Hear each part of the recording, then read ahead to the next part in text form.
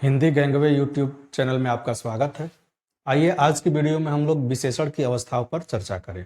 विशेषण की 3 अवस्थाएं होती है। जैसे विशेषण में इसकी तुलना की अवस्था इसको कहते हैं। जैसे मान लीजिए कि 2 व्यक्ति की तुलना करनी हो, एक वह अवस्था होता है।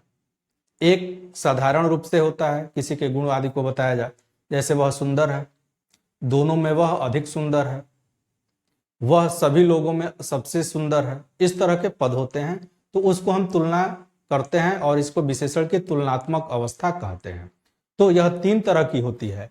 एक होता है मूलावस्था, दूसरी होती है उत्तरावस्था और तीसरी होती है उत्तमावस्था। मूलावस्था में एक व्यक्ति के गुण या दोष को बताया जाता है। उत्तरावस्था में 2 व्यक्तियों में उसके गुण या दोष के आधार पर उसकी तुलना की जाती है और मूलावस्था में व्यक्ति 2 से अधिक हो जाता है। जैसे कहा जाए कि वह लड़का तेज है, वह लड़का पढ़ने में तेज है, वह लड़का बुद्धिमान है। वह कहा जाए कि राम और श्याम में राम अधिक बुद्धिमान है। कहा जाए कि कक्षा में राम सबसे अधिक बुद्धिमान है।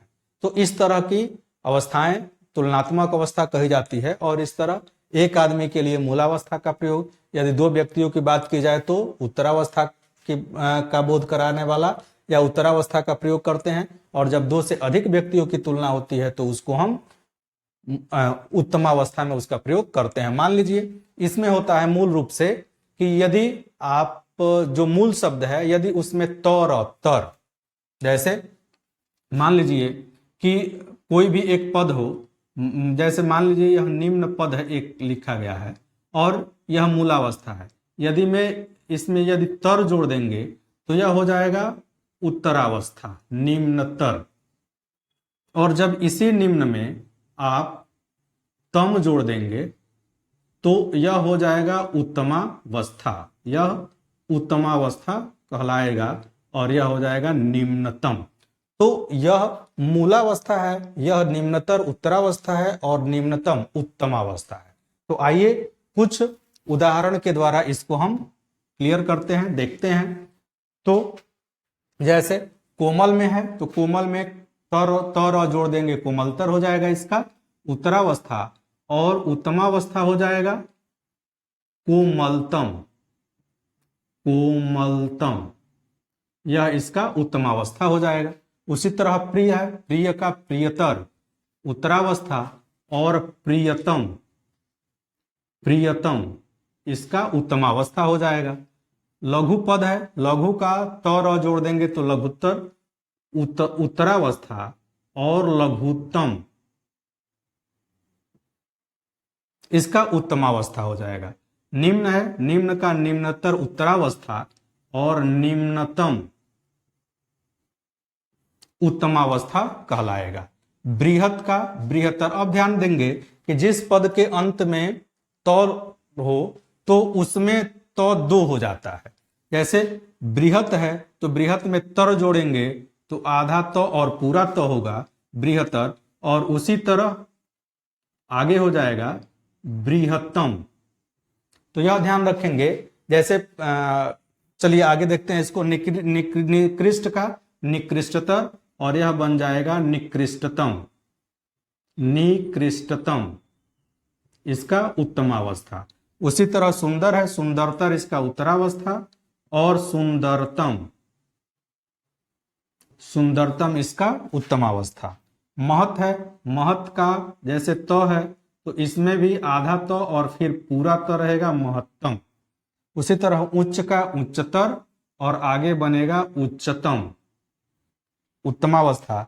अधिक का अधिकतर उत्तरावस्था और अधिकतम इसका उत्तमावस्था बनेगा। तो इस तरह यह मूलावस्था का रूप, यह उत्तरावस्था का रूप, यह और उत्तमावस्था का रूप है। एक जैसे कभी कभी बच्चे कंफ्यूज होते हैं कि मान लीजिए जिसे तो र जोड़ना होता है तो आधा तो के साथ पूरा रहेगा, कैसे रहेगा, ये गड़बड़ हो जाता है।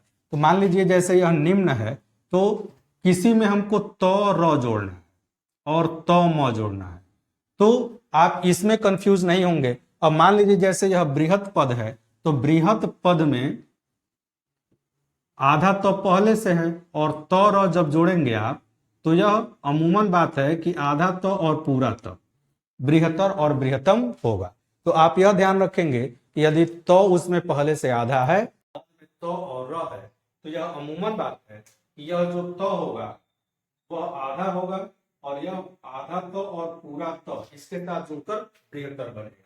तो आप यह ध्यान रखेंगे कि इसी तरह बृहत्तर और बृहत्तम बनेगा, मतलब कि आप यह ध्यान रखेंगे कि यदि उसमें आधा तो पहले से लगा है या पूरा तो है, तो उसको हम जब दो तो एक साथ जोड़ेंगे तो एक को आधा एक को पूरा करेंगे, और यदि तो नहीं है तो केवल तो और र जुड़ेगा।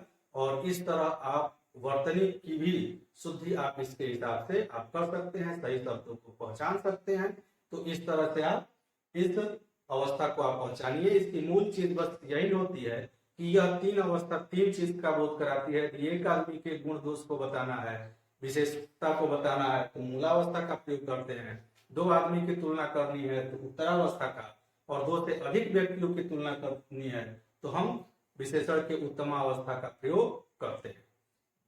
इस तरह यह चीजें स्पष्ट हो जानी चाहिए। यदि आपको कोई दिक्कत है तो इस वीडियो के लिंक में आप कमेंट करें, जिससे यह मुझ तक पहुंचे और मैं आपकी सहायता कर पाऊं। यदि यह वीडियो आपको पसंद आई है तो आप इस वीडियो को लाइक करें और इस चैनल को सब्सक्राइब करें। धन्यवाद।